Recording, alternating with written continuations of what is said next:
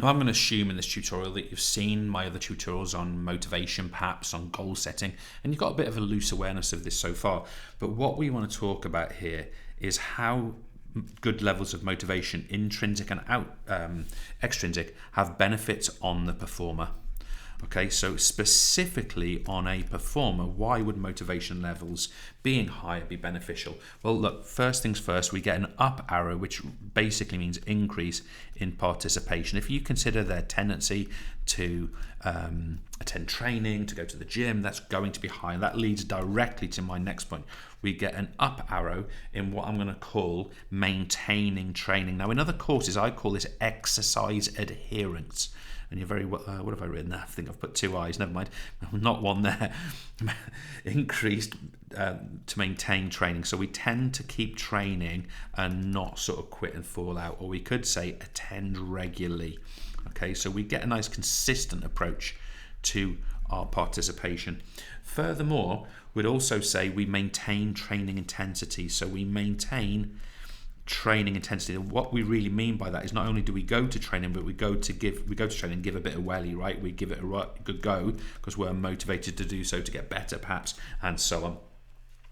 That person then is going to experience up arrow, increased fitness levels, which of course is going to lead to this kind of cyclical nature, because that increased fitness level is going to have up arrow, an increase in this person's enjoyment. Remember, enjoyment would be an intrinsically motivating factor.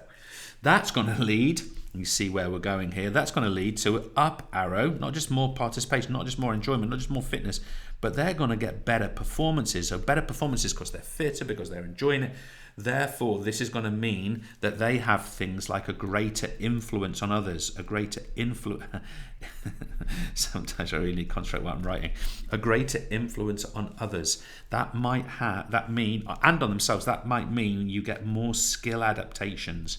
Okay, in other words, this person actually learns and gets better faster, as do people around them. So that's a really, really neat point. Let me just drag down here.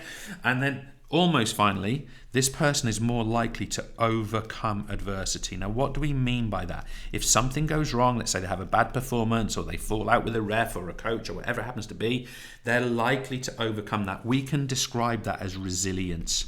And that resilience is a really nice word to include here, because we could simply refer to it as not giving up.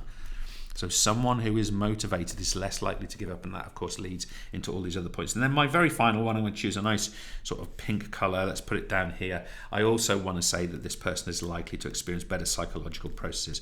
So better concentration, or we could say focus. Okay, so this person is more likely to be concentrated and focused. So getting the motivation right, of course, by definition, is kind of really, really useful. This is the main language around it, but we can see that in people's behaviours. Often motivation is not something you can measure, but you can feel it, you can see it, you can sense it, and these are the behaviours ultimately that we're sensing in those situations. Thanks.